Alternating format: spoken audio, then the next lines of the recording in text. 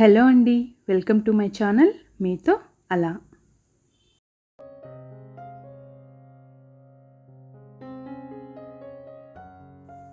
Last day evening వర్షం పడిందండి. So మొక్కలన్నీ చాలా ఫ్రెష్గా ఉన్నాయన్నమాట. మార్నింగే ఇవి ఎంత అందంగా అనిపిస్తాయో అండి. ఇక ఇంటి ముందు క్లీన్ చేసి ముగ్గు వేద్దాం అనుకునే లేపు అమ్మ వాకింగ్కి వెళ్ళి అలా వచ్చిందన్నమాట. సో తన ముగ్గులు అంటే నాకు చాలా ఇష్టం. ఈ ముగ్గులు నేను ఎంత ట్రై చేసినా నాకు రావండి. సో అమ్మ ఉన్నప్పుడు ఇలా వేయించుకుంటూ ఉంటాను.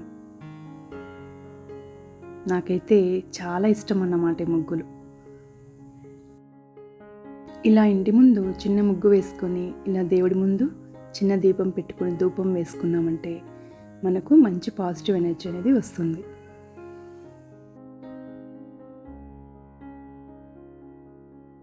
ఈరోజైతే ఇలా పారిజాత పువ్వులు మందార పువ్వులతో అమ్మవారిని అలంకరించుకున్నానండి.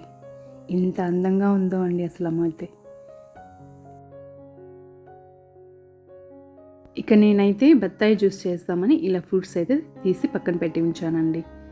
ఈ సీజన్లో బత్తాయిలు ఎక్కువగా దొరుకుతాయండి. ఇందులో విటమిన్ సి అనేది చాలా ఎక్కువ ఉంటుంది. మన హెల్త్కి ఇవైతే చాలా మంచిదండి. మన స్కిన్కు, హెయిర్కు అన్నిటికీ ఇది యూస్ అవుతుంది. ఇది ఇక చలికాలం కనుక ఇప్పుడు పిల్లలకి ఫీవర్స్ అనేటివి ఎక్కువగా వస్తూ ఉంటాయండి. ఇది అయితే ఈ జ్యూస్ ప్రతిరోజు ఒక గ్లాస్ ఇచ్చామంటే ఇమ్యూనిటీ సిస్టమ్ అనేది ఇంప్రూవ్ అవుతుంది. సో ఈ సీజన్లో ఈ జ్యూస్ని అయితే మిస్ అవ్వకండి.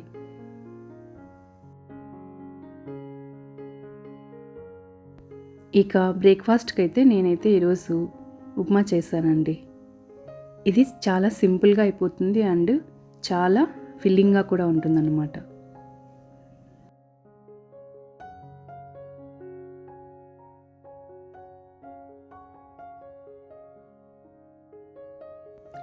ఇప్పుడు బ్రేక్ఫాస్ట్ అవుతూనే ఇలా చక్కగా ఏదైనా స్నాక్ టైంలో ఇలా బెల్లంతో కూడిన చిక్కీస్ అయితే తీసుకోవడం చాలా మంచిదండి. ఐరన్ కంటెంట్ అనేటివి ఇందులో చాలా ఎక్కువగా ఉంటాయి. మన ఆడవాళ్లకు ఇలా నువ్వులు బెల్లం కాంబినేషన్ అయితే మన హెల్త్కి చాలా మంచిదండి.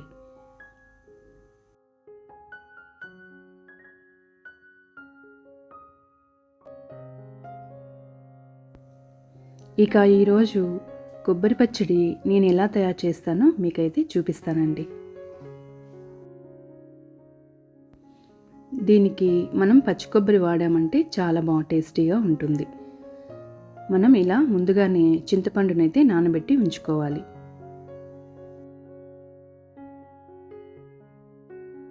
ముందుగా ప్యాన్ పెట్టి అది వేడయ్యాక ఆయిల్ వేసి అందులో జీలకర్ర వేసి దీన్ని వేపుకోవాలి.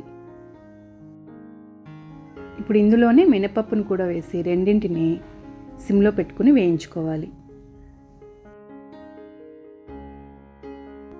ఇందులోనే వెల్లుల్లిని కూడా మనం యాడ్ చేసుకోవాలి.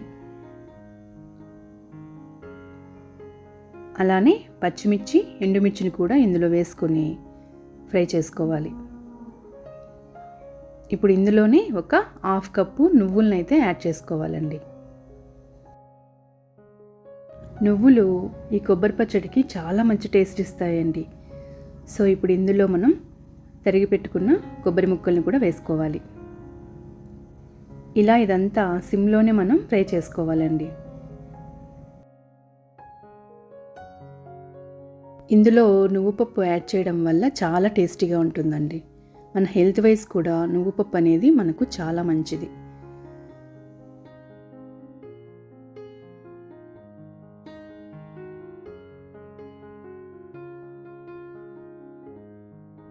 దీనిని మనం మీడియం ఫ్లేమ్లోనే ఫ్రై చేసుకోవాలండి. సో ఇలా కాస్త ఓపికగా అయితే దీన్ని మనం బాగా ఫ్రై చేసుకోవాలి.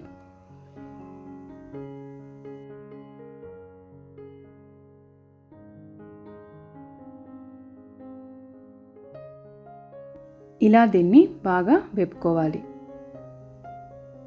ఇది కొబ్బరి మనం ఎక్కువగా వేగాల్సిన అవసరం లేదండి. సో దీన్ని ఇక స్టవ్ ఆఫ్ చేసుకొని చల్లారిన తర్వాత దీన్ని మనం ఇలా మిక్సీలోకి తీసుకోవాలి. ఇప్పుడు ఇందులోనే మనం కాస్త సాల్ట్ను యాడ్ చేయాలి. అలానే ఇందాక మనం నానబెట్టి ఉంచుకున్న చింతపండును కూడా ఇందులో మనం యాడ్ చేసుకోవాలి. ఇప్పుడు దీనిలోనే మనం కాస్త వాటర్ని యాడ్ చేసుకొని దీన్ని మనం గ్రైండ్ చేసుకోవాలండి. ఇప్పుడు దీనికి పోపు పెట్టుకోవాలి. కాస్త ఆయిల్ వేసి ఇందులో ఆవాలు, శనగపప్పు వేసుకొని బాగా ఫ్రై చేసుకోవాలి. ఇప్పుడు ఇందులోనే ఎండుమిరప మరియు కరివేపాకును కూడా యాడ్ చేసుకొని బాగా ఫ్రై అవ్వనివ్వాలి. కావాలంటే ఇందులో మనం ఉల్లిపాయలను కూడా యాడ్ చేసుకోవచ్చండి. ఇక దీన్ని ఇలా పచ్చడిలోకి వేసుకోవాలి. ఇంతే అండి, పచ్చడి అయితే మనకు చాలా టేస్టీగా ఉంటుందండి. రైస్లేకి, చపాతీలకి, దోశలేకి చాలా బాగుంటుంది. మీరు కూడా ఒక్కసారి ట్రై చేసి చూడండి. ఇక ఈరోజు ఆఫ్టర్నూన్కి అయితే అమ్మ ఇలా కాకరకాయని ఫ్రై చేసి పంపించిందండి. ఇదైతే చాలా వెరైటీగా ఉందండి, చాలా టేస్టీగా కూడా ఉంది.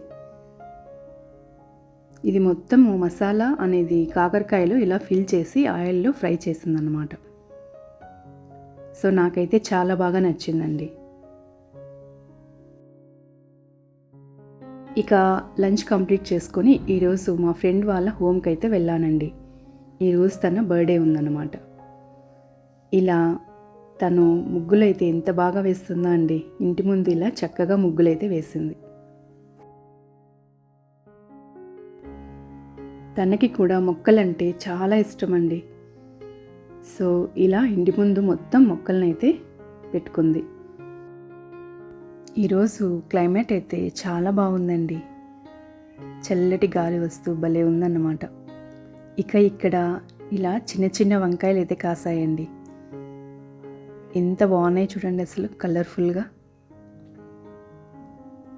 ఇక తనైతే ఇక్కడ అన్ని రకాల మొక్కలు పెట్టిందండి. ఇవన్నీ ఆల్మోస్ట్ ఫ్లవరింగ్ అయిపోవచ్చాయి అన్నమాట.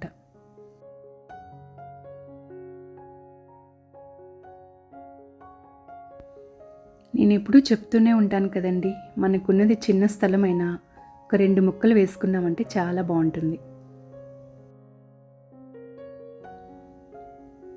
ఇక ఇలా మా ఫ్రెండ్ బర్త్డేని అయితే సెలబ్రేట్ చేసుకున్నామండి. సెలబ్రేషన్స్ అనేవి మనకు చాలా హ్యాపీనెస్ని ఇస్తాయండి. దీనికి ఏజ్తో అయితే సంబంధం ఉండదు.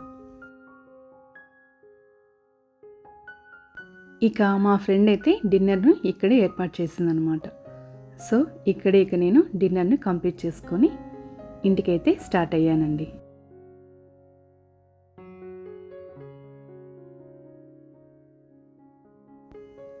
ఇదండి ఈరోజు వీడియో. ఈ వీడియో మీకు నచ్చిందని అనుకుంటున్నాను. ఈ వీడియో మీకు నచ్చినట్లయితే లైక్ చేయండి, షేర్ చేయండి, సబ్స్క్రైబ్ చేయండి. Thank you for watching.